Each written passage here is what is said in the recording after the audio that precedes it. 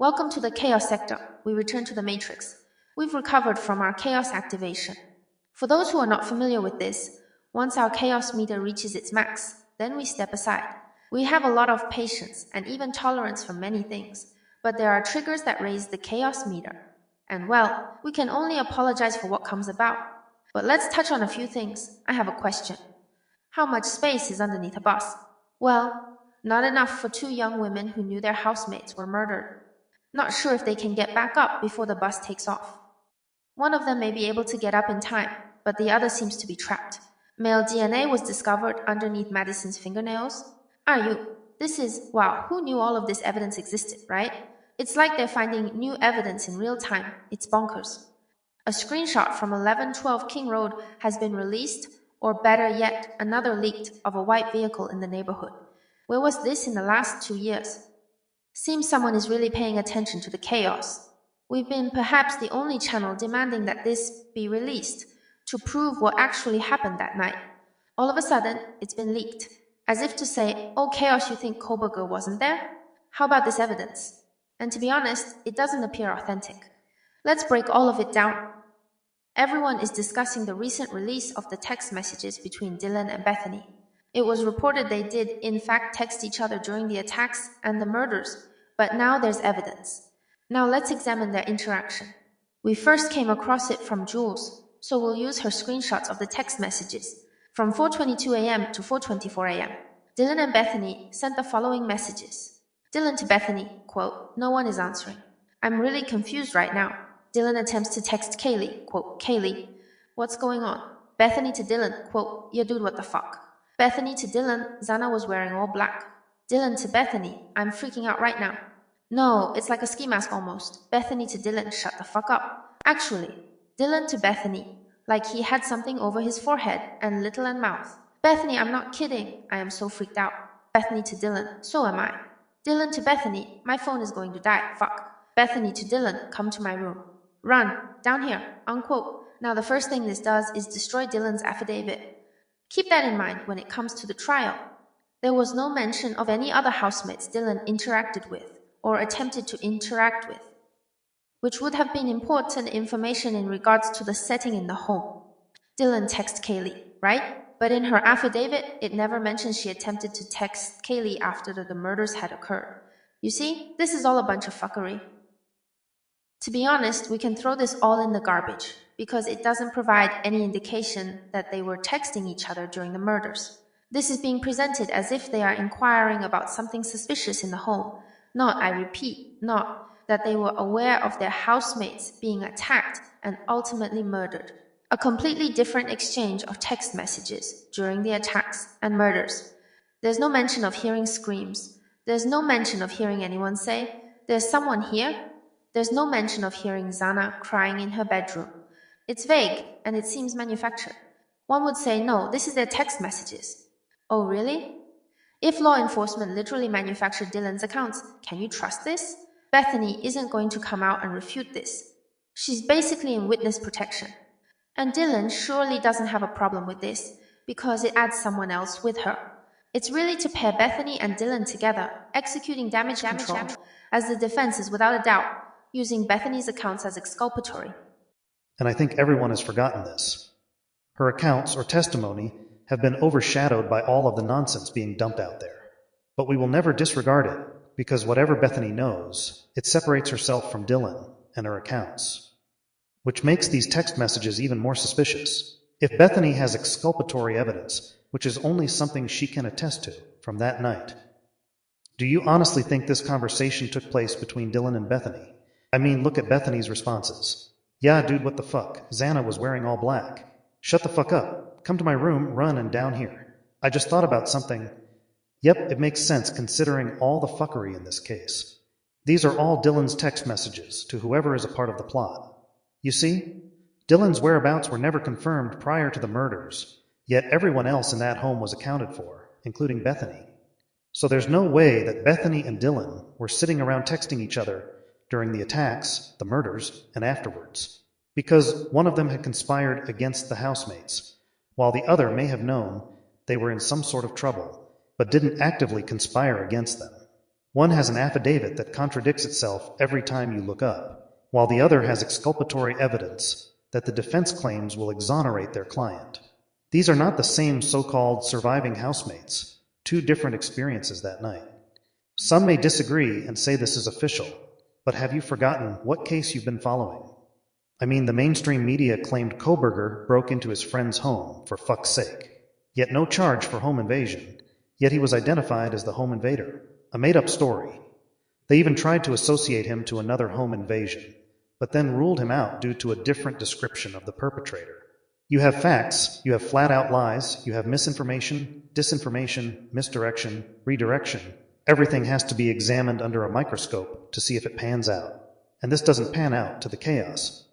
We stated prior, once this claim was reported by the mainstream media, that it was an attempt to pair Bethany with Dylan that night. And you see how unrealistic Bethany's responses appear. They seem fabricated, almost like they're trying to emulate how Bethany talks, you see. Nothing is official. Now there is more to this so-called interaction, where Dylan attempted to contact everyone in the home. But again, none of this was in her affidavit. The problem, which will always present itself, is the setting in the home in an association to what Dylan was doing and was aware of. There isn't an explanation of why Dylan attempted to contact everyone. The text messages don't indicate there was any danger, right? You know, such as hearing screams, yelling, loud banging noises, a physical struggle, nothing. And she was right below Madison's bedroom, and down the hall from Xana's. Without any signs of danger, why would she be attempting to contact everyone in the home, you see? This is what happens when you try to cover up the crime. Everything starts to leak out. Again, to reiterate the point, Dylan's affidavit claims she was awakened by what she assumed was Kaylee playing upstairs with Murphy. In this scenario, why would she be attempting to contact her? Okay, we revert back to the other account, where she claimed she thought they were partying, and she wanted them to quiet down. Well, if we apply these text messages to that setting, they're conflicting. Because these text messages indicate a danger, which warranted Dylan's attempt to contact Kaylee and the other housemates. If they go with the partying setting, then she isn't aware of any danger, and all the noise was assumed to be, quote, partying, if you say so. If they go with these text messages, then there had to be some indication that there was danger in the home. Hearing screams, hearing a physical struggle, right above her in Madison's bedroom, the dog barking as a result of this physical struggle, Ethan and Xana struggled down the hall, you see. But it isn't being expressed by the housemates in these text messages that there was a danger. It alludes to it after the fact, you see, mentioning someone dressed in all black with a ski mask. But this was after the fact, aligning with Dylan's affidavit. All they did was take from her affidavit and place it in these fabricated text messages. Yep, that's it. It's either one or the other, my friends, and both are lies anyway. But there's a key element here. Bethany was awake, you see. She would be awake around 4:20 a.m., right? But once again, there is nothing in Bethany's affidavit that aligns with this very time frame. No mention of communicating with Dylan via text messages. Nothing about any interaction with Dylan or anyone else. Oh, it claims Bethany stated Xana was wearing all black and that she was freaking out. This would align with the lone killer narrative, as Dylan is describing a male dressed in all black with a ski mask, right? So why doesn't Bethany's affidavit describe the same male? Or at least claim that's what Dylan told her she saw? Don't you find it strange that Bethany is awake around the same time frame Dylan claimed to awaken, and they're allegedly texting each other about a so-called concern around 4:20 a.m., yet Bethany's affidavit does not align with Dylan's? Because these interactions never, I repeat, never happened. Again, so you truly grasp what this is. Bethany would have stated in her affidavit that Dylan saw a male dressed in all black with a ski mask on his face. That would have been in her affidavit, which supports Dylan's accounts. But it wasn't. So if this is not something Bethany can attest to, based on this so-called text conversation, then we know these text messages were drummed up for one purpose and one purpose only. Threat of coercion, my friends. Let me explain. This is creating a scenario where Bethany has to either accept this as fact, which could allow her to stay safe after the trial, or decide to provide a testimony for the defense, which would cause much danger in her life due to exposing the truth. Yep, Bethany was texting Dylan about the murders, so you know she's a part of it all. See, by claiming Bethany was texting Dylan, it creates, well, of course, the scenario where they were aware of the murders. And what this essentially does, or attempts to do, is eliminate the exculpatory evidence. Now it could still exist for Koberger, but the prosecution is saying, okay, you're not on board, then everyone is going down, including both of the housemates. Hence, throwing them under the bus if they can't get a guilty verdict against Brian Koberger. Oh yes, a dirty game they're playing. You see, the chaos does not flock to this and confirm this is authentic. You have to remember that there was a cover-up, and there was a frame. Any and everything the wrong side of the law dumps out here is subject to being fabricated, fake, false, misleading, deception, bogus, nonsense, or the phrase that best describes it all, damage control. So let's move on to the 911 phone call. Dispatch, quote 911, location of your emergency. Hi, something is happening. Something happened in our home. We don't know what. We have, then they pause. Dispatch, what is the address of the emergency? House 1122. No, don't. Dispatch, what is the rest of the address? House, oh, Kings Road. Dispatch, okay. And is that a house or an apartment? House, it's a house. Dispatch, can you repeat the address to make sure that I have it right? House, I'll talk to you guys. We live at the right, so we're next to them. Dispatch, I need someone to repeat the address for verification. House, the address, 1122 King Road, unquote. Now everyone is focusing on how someone didn't want to give the address to dispatch. Sure, that's suspicious. But we're going to focus on who was apparently at the home, and that would be, drum roll, the next door neighbors. Now look at that, never knew they were there, right? It was stated that Hunter and his girlfriend were there, and they were the ones speaking to dispatch. But here, as we see, it is the next door neighbors who were there. We told you guys that female standing on the porch away from her housemates knew what happened. It wasn't because she was cold standing outside. It was due to knowing that those housemates were murdered, even from the prior night. Stating that, quote, something happened, is covering up the fact that they discovered those housemates murdered. You see, if it stated, quote, my friends are dead, this reverts back to a timeline that the surviving housemates would have to be aware of the murders. Now let's show you the physical setting of this call. It's important to visualize what this means. Keep in mind this is not Hunter nor Emily, but they are there, right? We can assume they initially called. Then for some reason, they hand the phone over to the neighbors. So at this moment you have Dylan and Bethany, Hunter and Emily, and several neighbors in the home. This is at least 5 or 6 people. Now if Dylan and Bethany were texting each other prior, we know that they called over Piers soon after. We went over this already, but again, the next door neighbors are witnesses, because they more than likely knew those housemates, and they were there the following morning. Think about the statement, quote, I'll talk to you guys. We live at the right, so we're next to them, unquote. This is a neighbor who is physically inside the home, who had been called by one of those housemates. Why would they be called if Hunter and Emily were already called? You see, apparently it was a female who talked to dispatch, which could be the very female here looking nervous. If they were called over, we have to assume they were already at the home soon after the murders. The report claims Dylan went to sleep after the alleged lone killer exited the home, but based on those text messages, she was clearly too spooked to just lock her door and go to sleep. After all, she went to Bethany's bedroom, right? This time frame from around 4:20 a.m. to when the call was made, which was 11:58 a.m., does not consist of any sleeping. If we go with the panic of both housemates from those text messages, we have to assume they called those neighbors over, because they were the closest. Hunter and Emily get there, and we came to the conclusion that bodies were moved. Hunter and someone else moved Ethan's body from the hallway in front of Zana's bedroom into her bed. This is tampering with a crime scene, and when you peel back that layer, why would they move Ethan's deceased body from the hallway? But who would have moved the body? Was it Hunter and Clyde, Hunter and Jack D, Hunter and Jack S? What if it was law enforcement who moved the body onto the bed? Ah yes, that unmarked cruiser. You have 3:15 a.m. of when they left the neighborhood. Head downtown to deal with Charlie Brown and his buddy who stole a sign, and leave around 3:45 a.m. Where did they go after that? I don't think college students would be moving deceased bodies around like that.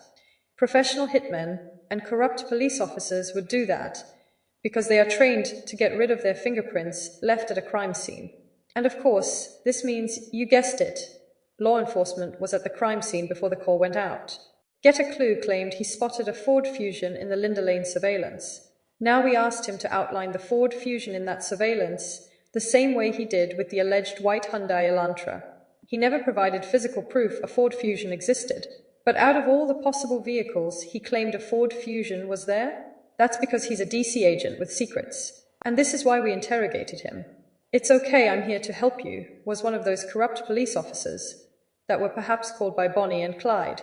They have a few friends in the police department, of course. There was no mention of deceased bodies or any detail of blood in the call to dispatch. "Hi, something is happening. Something happened in our home." "We don't know what." "We have. Yeah, something happened, all right. You're standing there viewing your fucking deceased housemates in pools of blood. How hard is it to just say, 'My housemates appear to be dead. Can you get someone over here quick?' Don't give me that hysterical bullshit.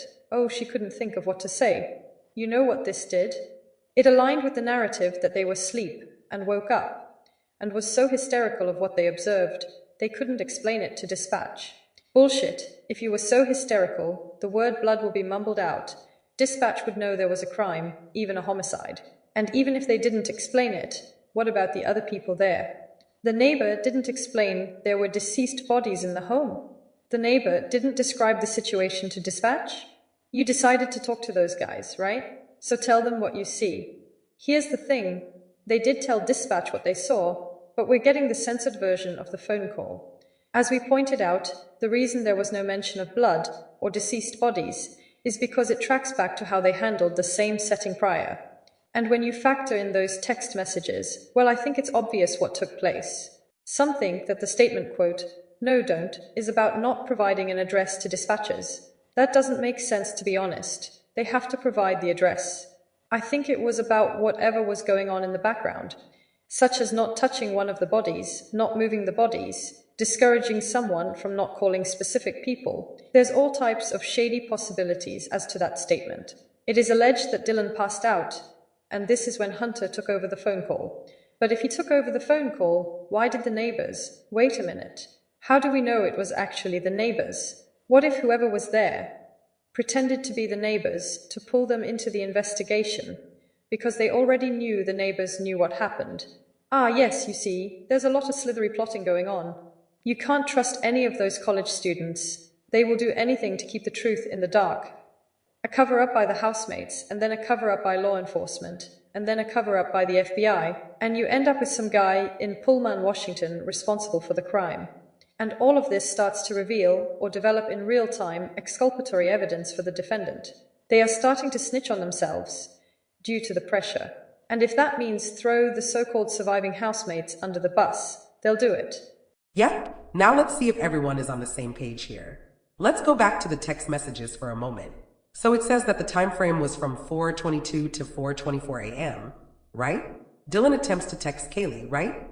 But, why is she attempting to text Kaylee? I thought you assumed she was upstairs playing with Murphy. Oh wait, some time passed since you awoke. Oh, okay. So, approximately 20 minutes passed from that time, and, it went from hearing what you assumed was Kaylee playing with Murphy to what? Screaming? Yelling? Loud banging noises?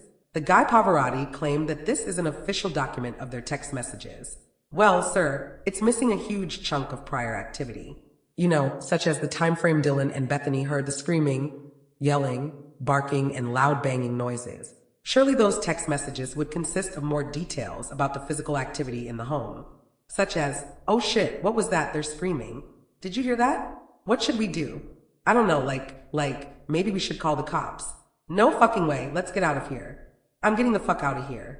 Where are those text messages? Because clearly they were aware of danger, because Dylan attempted to contact Kaylee about the danger. But if they are not revealing that Dylan's attempt to contact those housemates was due to a danger in the home, then there's a huge piece missing in the interaction. Keep in mind, this is released from law enforcement, who carefully picked apart the text messages to allude to there being danger in the home, but not actually prove it. And you see, this is the shit that pisses the chaos off. Because they know by not providing the actual setting of danger in the home, it keeps the narrative of the surviving housemates not being aware of any danger in the subconscious mind.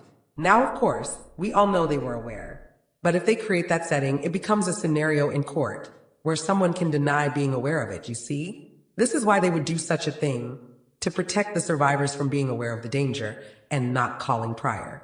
And here's another example of that. The 911 call at 11:58. It's a prime example. In that call, there is no mention of blood, No mention of housemates appearing to be severely injured. I mean, at least you could have described a setting where individuals were injured. But this would contradict everything and expose those damn text messages. They would check on their housemates after not getting a response. And of course, they couldn't state that Dylan checked on everyone around 4 a.m. when she was concerned, you see. Naturally, if your housemates are not responding to your text and you feel something is strange, the next step is to check to see if everything is okay. So, why didn't she check on them after no response? Because she already knew they were murdered. It's obvious. Showing a concern, but never walking down the hall to Xana's bedroom, knocking, and asking if everything was okay. It's because Dylan was told to stay in her bedroom before the attacks even happened. Again, her whereabouts were not clarified, and this leaves a question mark on those whereabouts, and also leaves a question mark on her as a suspect. Put it all into context here. Dylan's whereabouts were not provided, and 3 males were not investigated. If you just had this information in your investigative work, you would come to the conclusion that Dylan was associated with those 3 males, because all of them have been protected by law enforcement. We're not claiming to have all the answers, but we surely know that's as fundamental as it gets. There's a slick fucker, but they need more WD-40, because they're not slick enough. If you notice, they have typos to make it appear as if it's authentic interaction between the two. But the chaos sees right through this nonsense. Bethany. Well, we don't really know what to make of her role that night. On one hand, she seems innocent, or at least wasn't involved in the actual plan. But on the other hand, she was there that night, at least for the alleged exculpatory evidence. With the male's blood DNA discovered on the stair rail from the 1st and 2nd floor, perhaps she was threatened not to say anything. Dylan was as well. But the major difference between the two is, once again, Dylan's whereabouts were not provided prior to the murders. Claiming she was, quote, out on the town is not providing an alibi, and that makes her whereabouts suspicious, which makes her a suspect. Nevertheless, we don't believe they were interacting in this manner. So it's not official, it's once again more altered bullshit that keeps manipulating everyone into digging deep into what it means. The chaos will tell you what it means, like we did prior. It's to make it appear Bethany conspired with Dylan. Don't forget, the prosecution knows the defense will utilize Bethany's accounts. There is nothing they can do about it. Heck, for that matter, there's nothing the FBI can do about it neither. So, yeah, this is not a real exchange between the two. Okay, let's just end the episode. The chaos meter is building up again. Let's stay calm. We'll deal with the photoshopped screenshot some other time. And the DNA of other males discovered under Madison's fingernails. Guess that DNA was irrelevant as well. Hey, Bill Thompson? This is the chaos sector.